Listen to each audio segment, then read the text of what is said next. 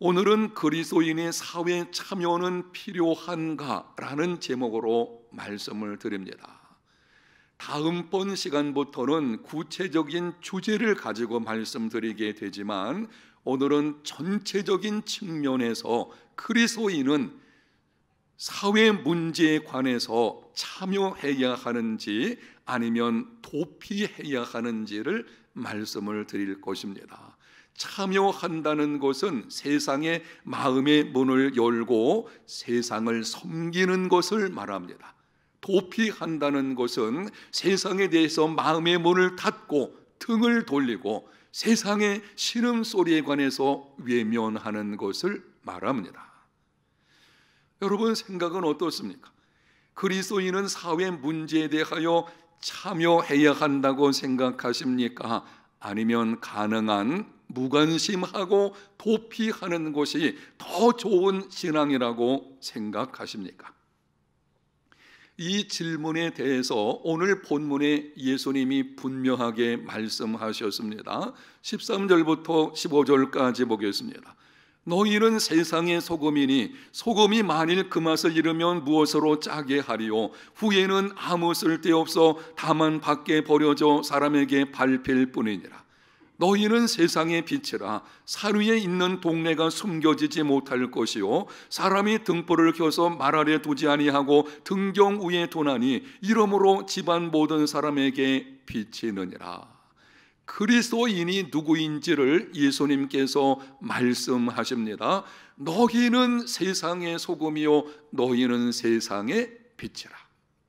반복해서 주시는 말씀, 너희는 예수 믿는 하나님의 자녀된 너희들은 세상의 소금이요 세상의 빛이라. 예수님은 우리들을 향해서 교회 안의 소금이요 교회 안의 빛이라고 말씀하지 않으셨습니다.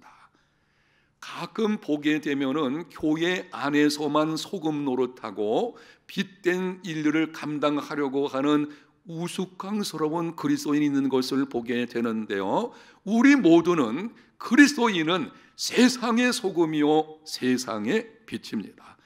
죄로 인하여 부패한 세상을 더 이상 부패하지 않게 만드는 방부제 역할을 하는 사람들이 그리스도인이요, 어두운 세상에 생명의 빛을 비추는 사명을 가진 자가 그리스도인입니다.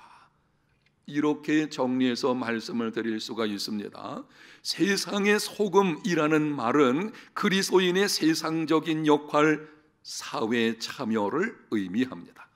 세상의 빛이란 그리스도인의 복음 전파 역할을 의미합니다. 그리스도인은 본질적으로 복음 전파와 사회 참여에 함께 해야 합니다.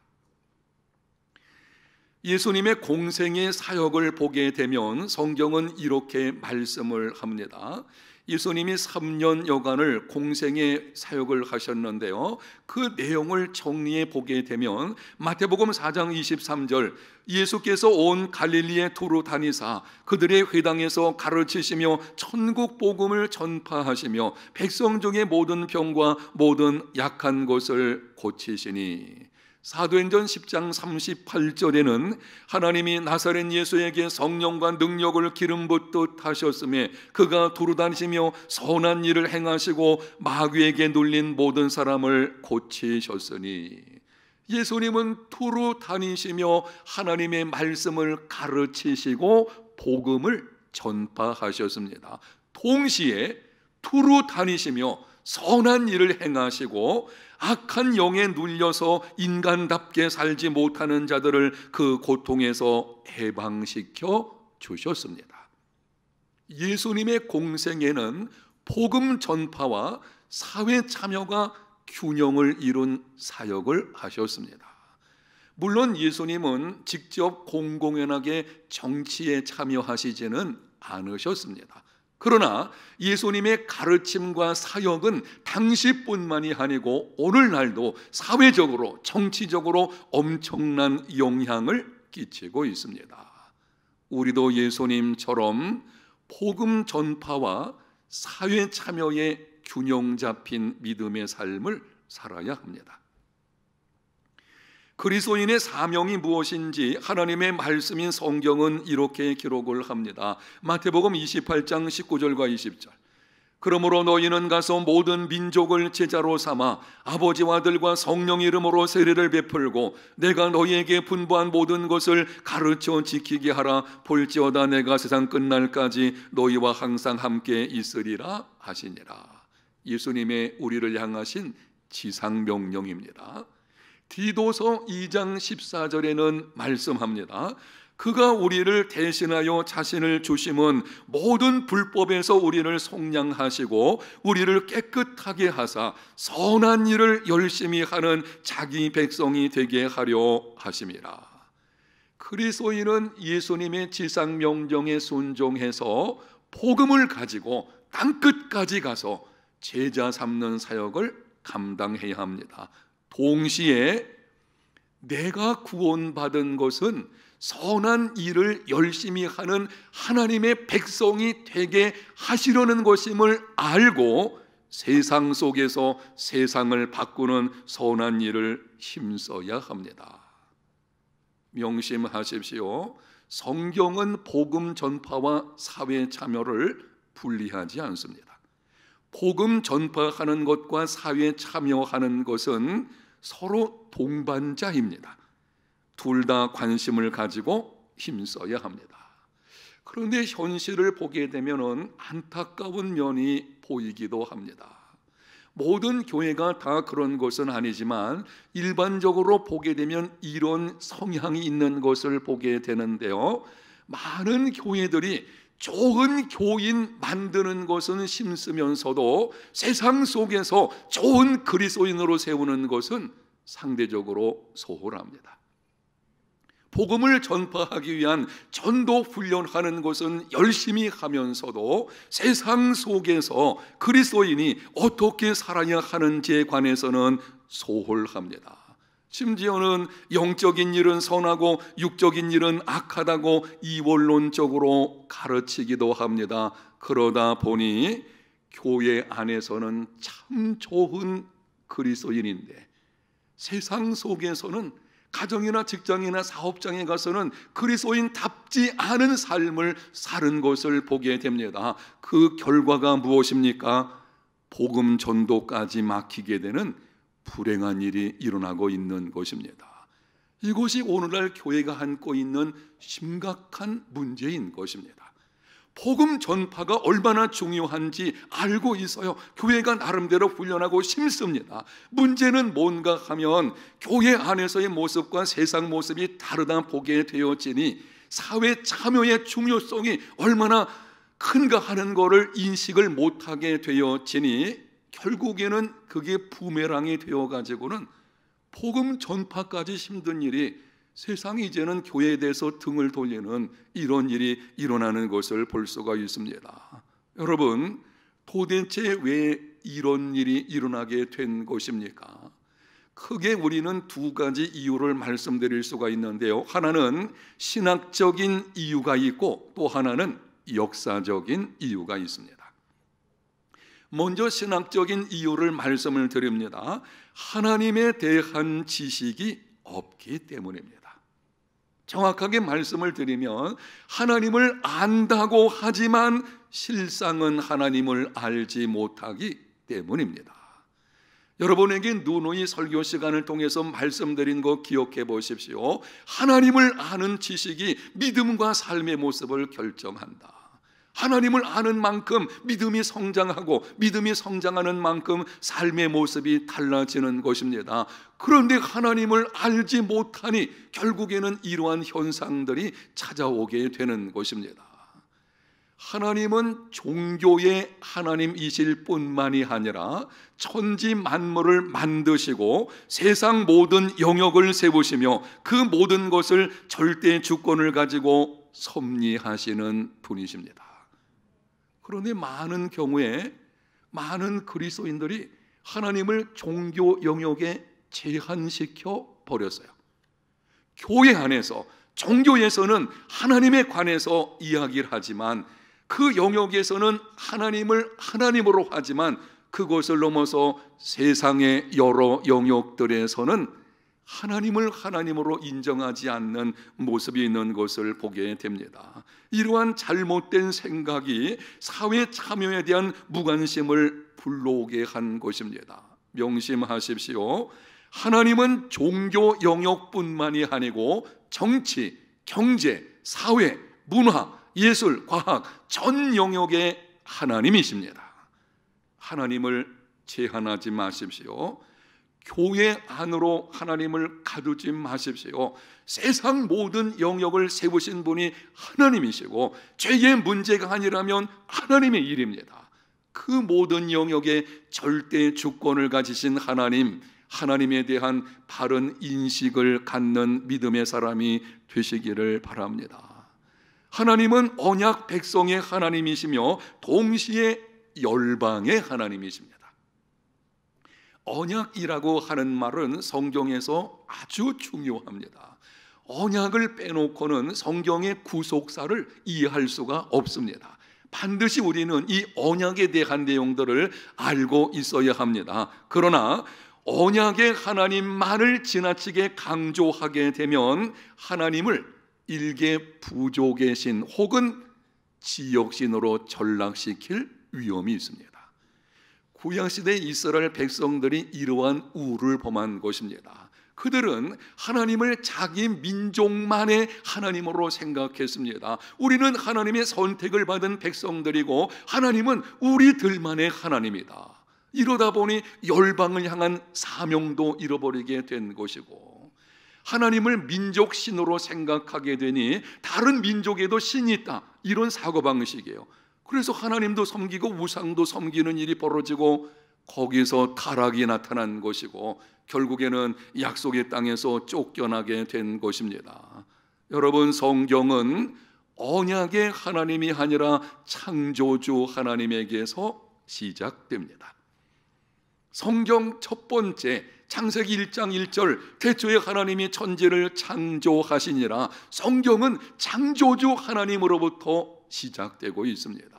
성경은 이스라엘에서 시작하는 것이 아니라 열방에서 시작합니다. 성경은 아브라함에게서 시작되는 것이 아니고 아담에게서 시작됩니다. 하나님께서 이스라엘 백성들을 특별히 선택을 하시고 약속의 땅에 들이신 것은 그들을 통해서 열방에 하나님의 거룩한 영광을 드러내시려는 것입니다. 그들이 선택받은 목적은 뭔가 하면 열방을 위해서 있는 것입니다. 오늘날 우리를 하나님께서 선택을 하시고 교회 공동체를 이루는 것은 세상을 섬기는 공동체가 되게 하시려는 것입니다. 그러므로 그리스도인은 세상 속에서 세상의 변화를 이끌어내는 사회 참여자가 되어야 합니다. 두 번째, 역사적인 이유에 관해서 말씀을 드리겠습니다. 그리스도인이 사회 참여에 무관심하고 도피하게 된 것, 그리고 세상에 대해서 무관심한 것이 마치 신앙이 좋은 것처럼 여겨지는 이러한 일들이 일어나게 된 이유가 뭔가 하면 역사 속에서 발견할 수 있게 된다는 것입니다. 여러분, 역사를 아는 것은 굉장히 중요합니다. 역사를 알게 되면 실수를 반복하지 않게 됩니다. 기독교 역사를 알게 되면 바른 믿음을 갖게 되고 바른 방향으로 설 수가 있게 됩니다. 여러분이 할 수 있다면 이 기독교 역사를 좀 읽어보십시오. 저는 한편으로 조금 속상한 것 중에 하나가 우리나라에서 이 한국사, 우리나라의 역사죠, 너무 소홀히 하고 있어요. 아니, 국어, 영어, 수학 이거는 굉장히 중시하고 점수 배정도 많고 시간도 많은데, 여러분, 우리나라 역사가 얼마나 중요한가요? 역사를 알아야 현재를 알게 되고 역사를 알아야 다시는 실수를 반복하지 않게 되는 것이죠. 그런데 역사를 소홀히 하고 있어요. 기독교인들이 바른 믿음의 걸음을 걸으려면 기독교적인 역사의식을 가지고 있어야 합니다. 지금부터 역사적으로 왜 그런 현상이 나타나게 되었는지 이 존 스토트 목사님의 책에서 5가지를 이야기하는데요, 내용이 여러분이 듣기에 조금 생소하게 들릴 수도 있고 어려운 용어가 나올 수도 있을 것입니다. 그러나 주목해서 한번 간략간략하게 말씀을 드릴 테니까 들어보십시오. 첫 번째는 자유주의 신학과의 싸움 때문입니다.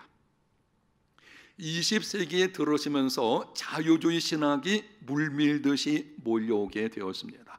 그래서 이 신학이 교회 안으로 막 들어오게 되는데요, 자유주의 신학은 성경의 무호성을 인정하지 않습니다. 예수 그리스도의 동정녀 탄생과 이적 행하신 것, 부활을 믿지 않습니다. 삼일체 하나님을 부인합니다. 천국과 지옥을 믿지를 않습니다. 한마디로 말씀드리면 비성경적이고 비복음적입니다. 이러한 잘못된 신학이 막 밀려오다 보니까 복음주의자들이 그것을 막으려고 애를 쓰는 가운데서 복음을 변호하고 복음을 변증하고 복음을 선포하는 일에 집중하다 보니 사회적 관심에 할애할 시간이 없어진 것입니다. 그 전까지만 해도, 자유주의 신학이 밀려오기 전까지만 해도 성경적인 복음주의자들의 삶이라는 것이 복음 전파와 사회 참여가 균형을 이루었어요. 그 좋은 예가 그 윌버포스 같은 거 아닌가요? 그런 노예 문제, 이런 것에 이 성경적인 복음주의자들이 앞장서 가지고 참여해서 바꾸는 역할이 있었거든요.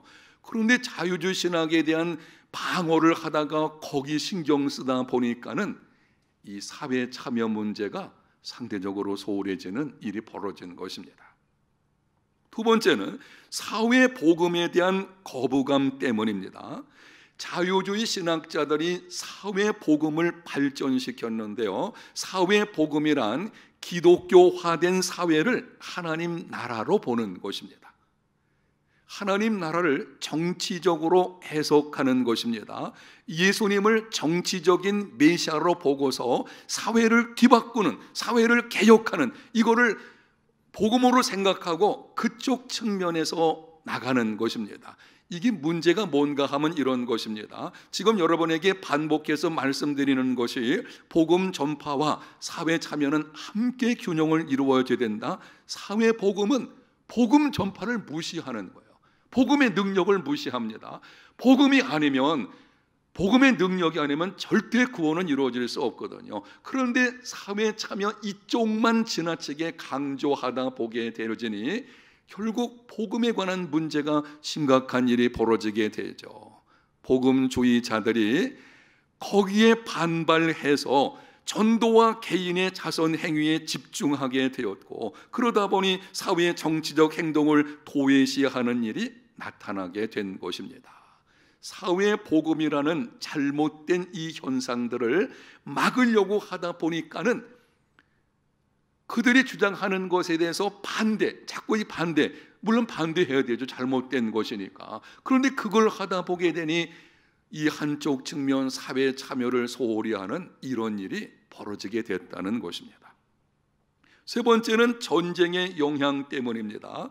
세계 제1차 대전 이전까지만 해도 평화가 지속되고 과학과 문화가 발달되는 가운데 사람들이 생각하기를 이제는 우리 힘으로 이 땅에 유토피아를 만들 수 있겠다, 낙관론이 지배를 했어요. 그런데 세계 제1차 대전이 터지면서 인간이 얼마나 악한 존재인지가 드러나게 되었고요, 그래서 그 낙관론이 비관론으로 바뀌어지게 되는 일이 일어나게 된 것입니다. 거기다가 세계 제2차 대전까지 일어나게 되면서 인간과 인간 사회는 개혁할 수 없는 것처럼 보이게 된 것입니다. 우리가 그동안 그렇게 노력을 했음에도 이런 현상이 벌어진다면 사회 개혁하는 것이 무슨 의미가 있겠나, 이런 경향들이 나타나게 되었고, 사회 활동에 대한 무용론이 팽배해지면서 복음 전도만 힘쓰는 경향이 나타나게 된 것입니다. 네 번째는 전천년설의 영향 때문인데요, 전천년설, 여러분이 한 번쯤 들어보셨을 것입니다. 전천년설, 후천년설, 무천년설, 이런 신학적인 견해들이 있게 되어지는데, 이 전천년설에는 두 가지가 있습니다. 역사적 전천년설과 세대주의적 전천년설이 있습니다. 둘 중에 역사적 전천년설은 우리가 받아들일 수 있지만 세대주의적 전천년설은 받아들일 수 없습니다. 그건 비성경적이거든요. 그런데 전천년설은 이렇게 주장을 합니다. 예수님이 다시 오실 때까지 세상은 계속 나빠질 것이고 예수님이 오셔서 지상의 천년 왕국을 세우실 것이다. 오시기 전까지는, 재림하시기 전까지는 세상은 계속 악이 점점 더 흥행해질 것이고 예수님이 오셔서 그때 진정한 평화의 나라 천년왕국이 이루어지게 될 것이다. 이 견해를 가만히 따르다 보게 되면 그럼 뭐 예수님 오시기 전까지 어차피 나빠질 것인데 우리가 사회개혁을 한다고 한들 그게 무슨 소용이 있겠나 라고 하는 측면이 나타나게 된 것입니다. 그래서 복음을 전하고 내세를 위한 영혼 구원만 중요하다고 여기게 된 것입니다. 다섯 번째는 중산층의 부상인데요. 중산층은 기독교를 자신들의 문화와 동화시키는 경향이 있습니다. 중산층이 두꺼워져야 된다. 마땅히 그렇게 되어야 되겠죠. 그런데 중산층들이 대두가 되면서 중산층들이 가지고 있는 특성들이 뭔가 하면 기독교 문화가 마치 자기들의 문화와 동일시하는 이런 일이 벌어지게 되었고 이들은 사회 정치적인 문제들을 성가신 일로 생각을 합니다. 그냥 귀찮은 거예요. 현실에 안주하기를 원합니다. 아니 지금 우리가 이렇게 잘 살고 있는데 자꾸 주변에서 이런저런 일들이 일어나고 거기에 대해서 이러쿵저러쿵 얘기하는 것에 듣기가 좀 거북한 것입니다. 고정관념에 사로잡힌 많은 중산층 그리스도인들은 가난하고 힘없는 사람들의 곤경을 등한시합니다. 자기 구원에만 집중합니다. 결국 억압과 착취를 묵인하고 악에 대해 아무런 행동도 취하지 않는 일이 일어나게 된 것입니다. 사랑하는 성도 여러분, 하나님께서 만드신 세계가 파괴되고 하나님의 형상대로 지음받은 인간이 억압을 당하고 하나님의 영광을 위한 문화가 왜곡되고 이러한 불의를 방치하는 것은 하나님의 뜻이 아닙니다. 그리스도인은 세상의 불의와 맞서서 싸워야 합니다. 인간을 비인간화하는 모든 일로부터 인간을 인간답게 하는 일에 관심을 가져야 합니다. 왜곡된 문화를 바로잡기 위해서 힘써야 합니다.